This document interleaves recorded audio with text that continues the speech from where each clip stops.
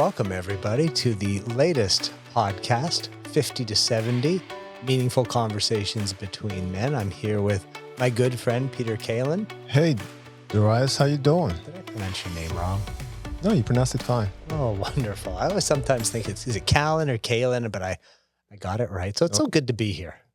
It's my pleasure. It's always fun for us to get together and share a meaningful conversation with our audience. And today's topic, as you know, is one that's dear to my heart. Yeah, this is one of those ones where if I've seen farther, it's only because I've sat on the shoulder of a giant. And that in my mind is you, as today we're talking about mindfulness. Well, you're too kind. I often say it's not about me, it's about what's already inside of you. And I've learned that from my practices and my studies of the concepts that are inherent to mindfulness. And I'm delighted to be able to share that with the audience today. Peter, why do you think it's important that we dedicate a full episode on mindfulness? It just has concepts of wisdom that could be incorporated into the lives of our listeners, into the lives of any human, to allow for them to choose to make their life more joyful, more abundant, and perhaps with less suffering, less pain. And so having seen that, having now for over a dozen years worked with individuals one-on-one, taught mindfulness-based stress reduction classes, had my own practice of meditation, had a practice of yoga and study of yoga that started even before I moved into this arena of mindfulness. All of that has allowed me to observe and witness potential benefits that come from these concepts. That is the science, is the art, is the essence of what mindfulness is. And it's been around for a bit. Yeah, so I think for this episode, mindfulness is a construct that is a concept that's a little more abstract. It's not as well known yet as some of the other things that we've been talking about. So I think it would be helpful if we were to take a step back and define what mindfulness is so that everybody has that understanding of what it is that we are talking about. From there, I think we should share how we each found mindfulness because it was different journeys to get there. I'd love to share and hear about your experience with mindfulness and the impact that it's had on your life and the lives of those around you. Talk about how we've incorporated it into our day-to-day lives, as well as the struggles, because like any practice, there has to be challenge, there has to be struggle to continue to grow. Yes. So let's start off, Peter. How do we define mindfulness for the listener that is hearing the word mindfulness for the first time or has heard it in the media or heard somebody talk about it, but there's no clue what it is we're talking about? Yeah, mindfulness has become quite popular in the vernacular, the modern Western vernacular, and people view it as meditation, or they think of it as maybe mindful movements. But primarily, I feel like most people simplify it as just meditation. And it's much more profound than that. Those are aspects of it. But mindfulness can have an impact not only in your capacity to calm yourself and relax yourself, but also to ease your experience in your life that maybe currently causes you stress and anxiety, causes you pain. And so mindfulness has the capacity for that. But it's not because mindfulness is something external to you. It's because it's awakening what's already in you. So what is mindfulness? Mindfulness is paying attention on purpose, and I like to say by choice, moment by moment, and without judgment. Paying attention on purpose, by choice, moment to moment, without judgment. Yeah. And I left out in a particular way. In a particular way. So how did you come to start practicing mindfulness? What was your initial introduction to it? Um, indirect, an undercurrent in my life that began when I was 15 and maybe prior to that. But something awakened when I picked up a book on yoga. Mm-hmm. And my intention at the time was to use yoga to, and this was intuitive, to stretch and prevent injuries. I was a young, budding, aspiring athlete. And I thought, and I'm not sure why, this yoga stuff might help. Now, an interesting aside is that now professional athletes are hiring yoga instructors to help them reach their optimal um, um, physical Yep. well-being. But I took it at the time, and no, this wasn't back at the time when they wore leather helmets. They actually wore the hard case ones. And I started using it, and it had benefits right away. I had fewer injuries. I found myself having a kind of tenuous strength, like the cables of the San Francisco Bridge. Mm-hmm. And it wasn't just bulk strength anymore. And I saw that, I felt the difference right away. There was just something that brought it to my attention. But that wasn't where I stopped. I started looking and studying a little bit more about what yoga was historically and what the history and science was. And it fascinated me how yoga spoke about the mind. It talked about heart and emotions. It spoke about how the experience, the human condition, and the afflictions we suffer. I was just fascinated by all of that stuff. And then come to learn later that Carl Jung and Sigmund Freud both did quite extensive study of yoga. Carl Jung has a number of essays on yoga that were published. And those two men are considered the father of psychology. And so that kind of gives you an indication of the profundity of the information, the knowledge that was there in yoga. And that remained an undercurrent for me my entire life. Eventually, I mean, through circuits of playing in college, doing other sports, doing triathlons, it was a constant. I used it to stretch before stretching maybe was a popular thing to do before an activity. I used it to sit and be still sometimes. Mm-hmm. Like we see professional athletes like LeBron James do now. Sometimes they just sit and they focus. What are they doing? Is that called meditation? It's something that I was doing ages ago, and I didn't know what to call it. It was just something that made sense. It was part of the practice of yoga. And so that was, again, a thread that wove through the fabric of my life.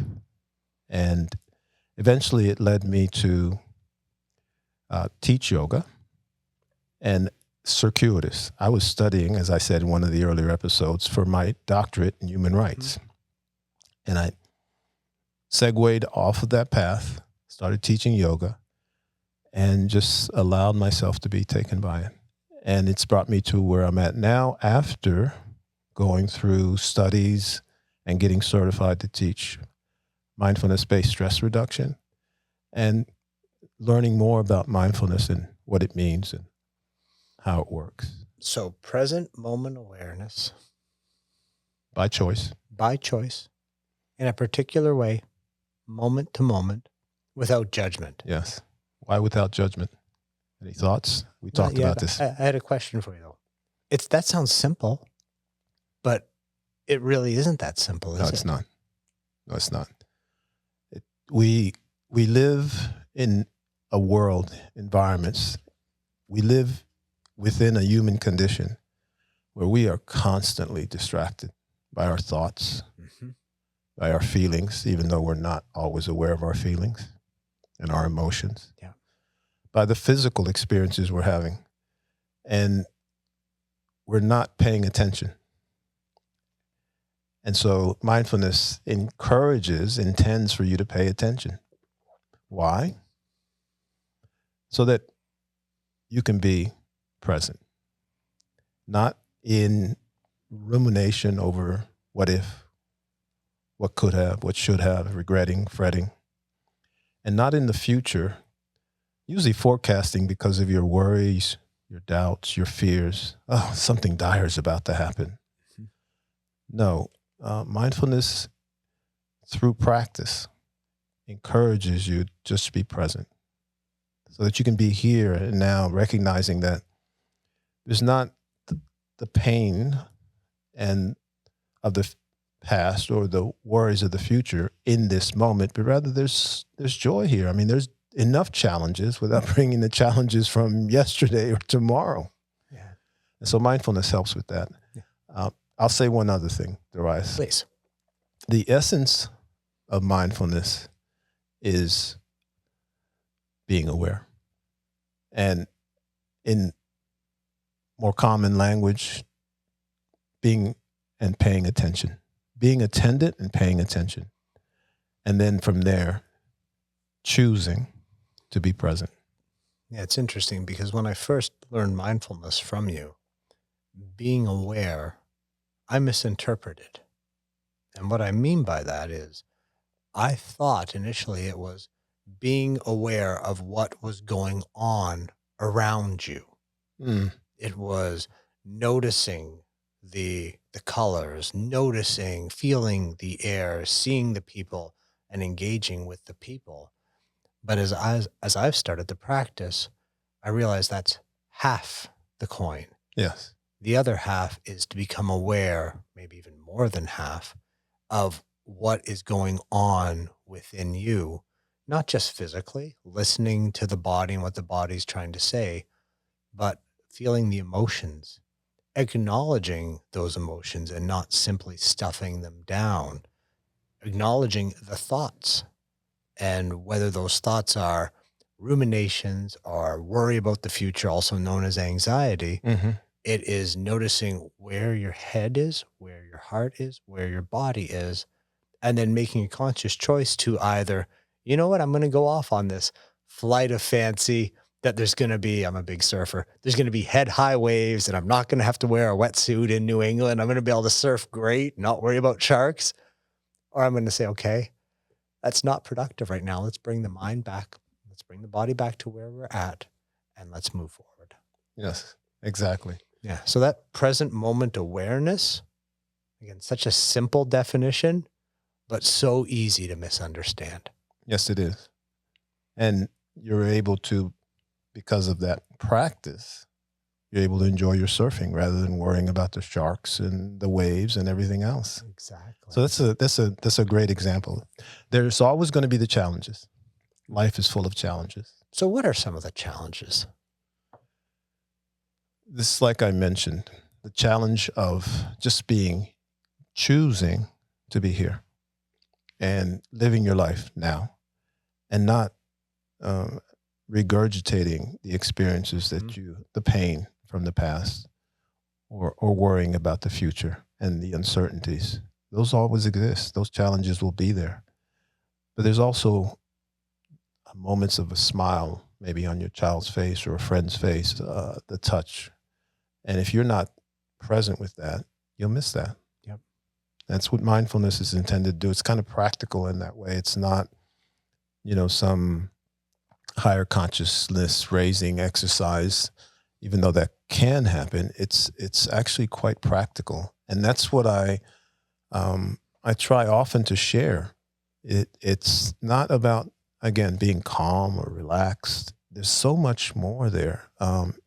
It's about having the balance, the capacity to be calm or balanced when you're in a difficult situation, when you're feeling stressed, when your mind is off on a tangent and your heart is like a tidal wave overwhelming you. You can bring yourself back through these practices to just noticing it, noticing all these things I just mentioned. Your mind is just racing. You can't stop. Your heart is overwhelming you with feelings in your gut. Your body maybe even has sensations, but you have the capacity through the practices you've been doing, meditation. But meditation is nothing more than just paying attention. Yeah. So is moving meditation, Moving mindful meditation, walking, mindful walk. yoga. I Yes. can give you an example. This morning when I was at the gym, my mind was not in my workout. It was everywhere else but right in front of me. So I managed to get through it. I was conscious of it, chose to get through it. And then when it came time at the end of every workout, I'll stretch for half an hour. I put my phone away. I shut my eyes and I just started breathing and focused on the breathing and feeling the body. And with me, it doesn't happen instantly. It takes a little bit of time to come back in, to recenter, as I call it, or to just come back in the body and become aware of everything. But within 8 or 10 minutes, I was again feeling the body. I was back in the moment. I wasn't thinking about the stream of conscious or subconscious chatter that my mind was throwing at me to distract me from the pain of the workout that I was going through. Yes. And that's just one example of the Absolutely. constant distractions that we're experiencing, each and every one of us. I mean, you name that one. I can name some where I'm just waking up in the morning and I just feel like, oh my joints ache. I feel this 70. And then I remind myself, it's just a moment. Mm-hmm. And that comes from practice. It just doesn't happen. And I want to impress that on the audience. It takes a practicing being attentive and present with the moment. And meditation helps with that. And like you said, the mindful movements. But then I'm able to get up, sit on the edge of the bed instead of rushing to check my email or check my text or figure out what's next on my to-do list. I pause for a moment. I take a breath. So you asked why without judgment earlier? Yes. Because it's acceptance. Yes. We need to accept where we are at right now. Let's take the achy joints. We're men 50 to 70. I would go out and say the vast majority of us have some kind of ache or pain that we are waking up with. Yeah. So we need to be in the moment, not judge that this is good or bad. Or absolute. Or absolute. It's always going to be like this, so I can't do X, Y, and Z. This is how it's feeling today. I now have choices that I can make. Yes. Shall I have a hot shower? Shall I have a sauna? Shall I go to the gym? Shall I ride the bike? Do I need to call a chiropractor? Should I get a massage? Or should I drink a lot of alcohol and have some anti-inflammatories, right? There's all choices that can be made in response to where you're at. And it's the judgment. This is bad. It's always going to be like this. That then creates, at least in my experience, that negative cascade in the mind that just continues versus accepting in this present moment, here is where I am. Yes. Now, how am I going to move forward? I'll share with you, and it's not something I often do with classes. I do when I'm privately working with individuals. Your mindset is so important. You know, you mentioned Viktor Frankl in his book in our last episode. And, you know, his focus was on staying positive and finding the positive, even in the midst of a horrendous experience of the Holocaust and death and dying. And that mindset is something that can be cultivated with the practice of mindfulness as well. You know, not bringing your judgments, having patience, having a beginner's mind, waiting for things as if it's the first time rather than introducing your biases and your conclusions. And there's just so much more to this that is beyond just meditating. But when you get to mindset, you're opening Pandora's box in my mind. And the reason I say that is because how does one get to a mindset? One gets to a mindset based on an underlying belief system that may or may not be conscious. Yeah. And where those beliefs enter the psyche, how they take up residence in the psyche can be incredibly profound. Yeah, usually traumatic. and if not traumatic, strong enough to leave a deep imprint in your psyche. And that imprint is, the way I describe it, let's say you fell Mm-hmm. and you scarred yourself. The scar would heal. So your body can kind of has a resilience to kind of find its balance, the immune system again. Your mind will process the fact that, you experienced this pain. It was not comfortable. You don't want to repeat it. And so you have some memories, but memories fade. Memories fade. Let's say you had fear and anger, or you fear the occurrence of falling again. Mm-hmm. That emotion of fear, my experience, and I welcome the audience to, again, be your own lab and be your own observer, your own witness, and see if any of this is true for you. That fear doesn't seem to ever go away. Now, it doesn't show up the same way. It's not like every time you're like walking down that same pathway, you're thinking, oh, I'm afraid I'm going to fall, even though that may be true. Mm-hmm. No, my experience is that fear, anger, guilt, shame, they have like a ripple effect. And that ripple effect dictates your behavior in the future because you're on autopilot. I got to be careful. I got to watch out. Or this is really pissing me off. And you're not sure why. That's what you're feeling. And then you start thinking. And then you start, maybe, let's say you're in front of somebody having a conversation. I don't like that tone of voice. You don't recall that maybe you had a confrontation with somebody who used that tone of voice. This is just an instance, an example.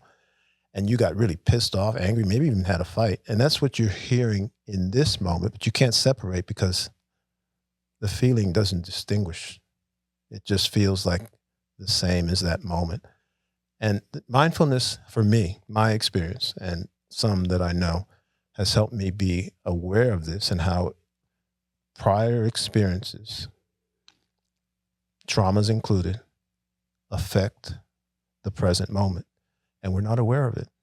And I think part of it is consciously or subconsciously, we are recreating that prior moment, that trauma, so that we can hopefully learn from it, heal, and move on. Yes. However, if we're not cognizant of what is going on, if we haven't looked for what I've heard called the source fracture, that initial trauma, well, then you're just going to keep repeating it ad nauseum.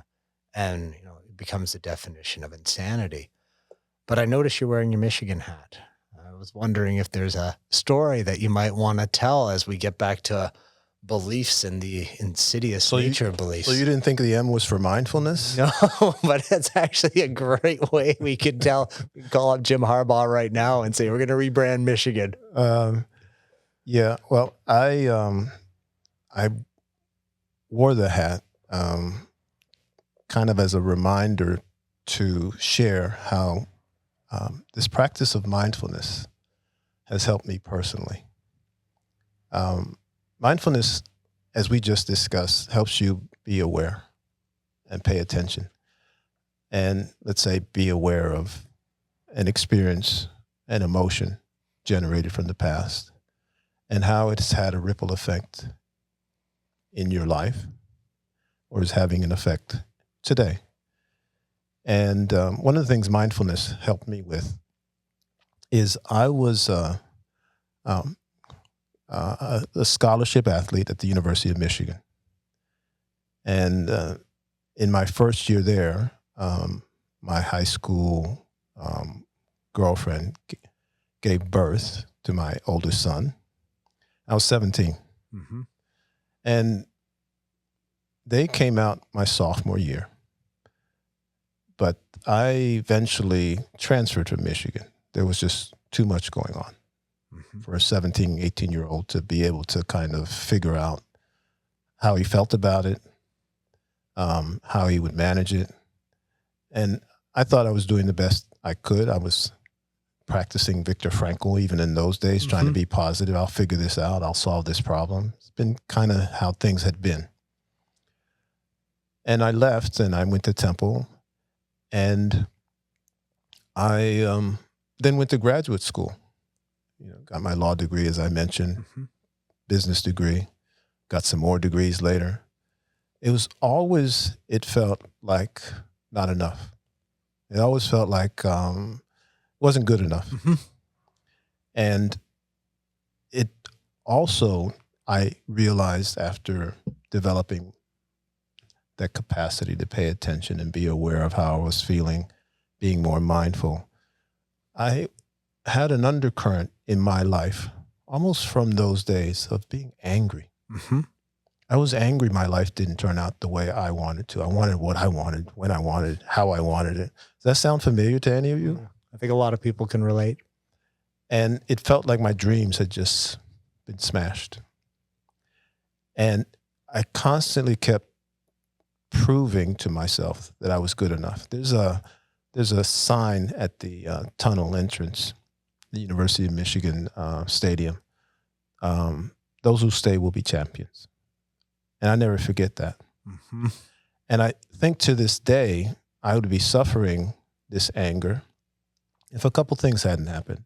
God bless his soul. He's passed away, but Frank was the captain of the undefeated Michigan team that I was a part of in 1971-72. Mm-hmm. And they had reunions. I never went back because I felt I wasn't part of that. But he kept insistently trying to get me to come. And one year I did. And what he said to me is, you put in the blood and the sweat of practice for 2 years, and you helped create this as well. You need to come. You're part of the family. And so that helped me. It allowed me to feel the anger. It allowed me to put it in context in the time frame in which it existed. And I was mindful of how it was affecting me in my current life, and that I had a choice. Yeah. And I started making a choice not to let it continue to create residue and experiences in a life that has just been, I feel so blessed. I have, as I said, 4 beautiful children, beautiful wife, done well in terms of academics, career. So Launching a podcast at 70. launching a podcast at 70, imagine that. Mm-hmm. And so that's why I'm wearing my Michigan hat today. I think that's a wonderful story. And it just goes to show, Peter, how those small things that may have not been said to you, but that you picked up from somebody in your family, one of your friends, become internalized. Yes. And continue to manifest in ways that you don't see. It's been, 2 years now since I've taken your class? Mm-hmm. And I'll tell you 3 words that stick with me from that class. If you choose. You're the author of your own book. You're the actor of your own play. Yeah. You get to choose how you want to move forward. And we can't go back to the past and change events that have transpired. I mean, it's just not possible right now. However, we do get to choose what our next step forward is going to be. If that's picking up the phone and telling somebody you haven't talked to in a while, hey, I love you. I miss you. We should talk more. If it is doing something kind for somebody in your life, or if it's taking care of yourself, letting go of those feelings, the anger, the guilt, the shame, the regret. Yeah. If they're not serving you, where did you learn that? And how's it working out for you, right? Yeah, where'd you learn that phrasing? Oh. And, so much of the capacity to discern where did you learn that and how's it serving you comes down to paying attention. And this is the oddity. This is the odd example.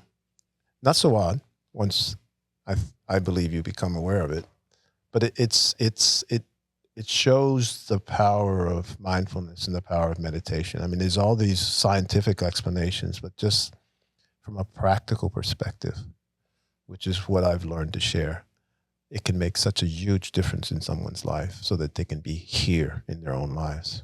So mindfulness is a great construct, but there's got to be some foundational attitudes that lead up to mindfulness, Well, right? The components. What are those? There's non-judgment, Mhm. and that's because judgments come from your experiences in the past and your perceptions Mhm. of things that have happened or you've seen or witnessed in the past. There's patience, Mhm. there's trust, and patience is really an example of being present. Because if you're impatient, you don't want to be here. You want to be in the next moment, or you want to be someplace else. So, Mhm. if you can develop this foundation, these are also like attitudes, and I've mentioned these are mindsets as well. And I think the approach of a mindset may be more helpful. Mhm. There's um, trust, and trust is trusting yourself, Mhm.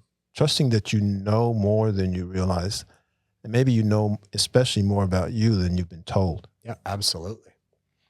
And beginner's mind, as if for the first time, experiencing each moment fresh and new.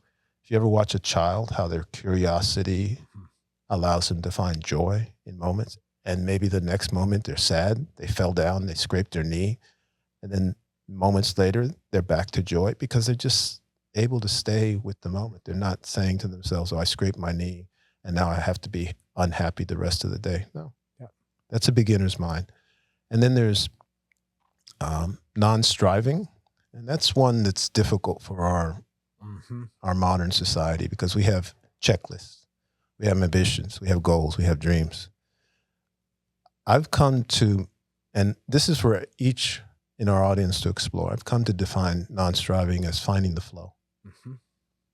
So have your ambitions, your goals, um, but don't strive only to get what you want, when you want, how you want it.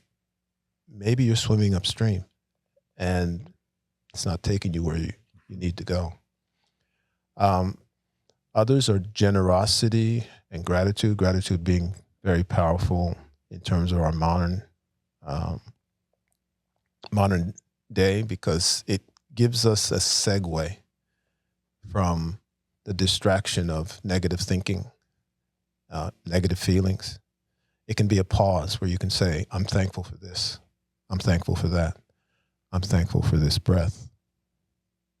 So as we come up on time right now, Peter, what's our call to action for people that have listened to this podcast on mindfulness, introducing the construct and the concepts?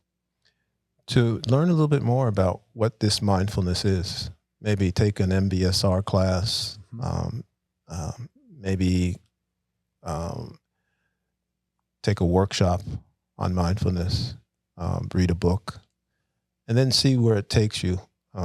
See what you notice, see what benefits you, and paying attention the way that we're talking about, you'll notice what's different about you, about your experience with life, and it may encourage you to practice more. So that's the call to action. Learn more about this mindfulness and how in practical ways it could benefit you. Yeah, I would give a second one, which is if you're not ready to jump in, at least dip your toe in. Go for a walk outside Thank you. with no headphones, no distractions. Just walk, breathe, and be. Doesn't have to be long, 5-10 minutes, and see how you feel afterwards. Yeah. Thank you for that, Darius. Yeah. So we're going to post this on agedifferently.com, but we'll have love your feedback and comments as usual. We're going to conclude with a poem that Peter will be reading this episode. Have you ever had the experience of stopping? Just stopping so completely, of being in your body so completely, of being in your life so completely, that what you knew and what you didn't know, that what had been and what was yet to come, and even the way things are right now, they no longer held even the slightest hint of anxiety or discord. That it would be a moment of complete presence, beyond striving, beyond mere acceptance. beyond the desire to escape, flee, or fix anything, or plunge ahead. It would be a moment of pure being, no longer in time, a moment of pure seeing, pure feeling, a moment in which life, it simply is. And that isness grabs you by all your senses, all your memories, by your very genes, by all your loves, and it welcomes you. It welcomes you back home. Wonderful poem. Peter, who wrote that? That poem is by the founder and creator of mindfulness-based stress reduction, the person who introduced mindfulness to the United States, John Kabat-Zinn. Wonderful. Well, thank you everyone for listening, and stay tuned for our next episode. Appreciate you guys all so much. Yes, we do. And everyone take care. Be mindful of you, please. Thank you, Peter.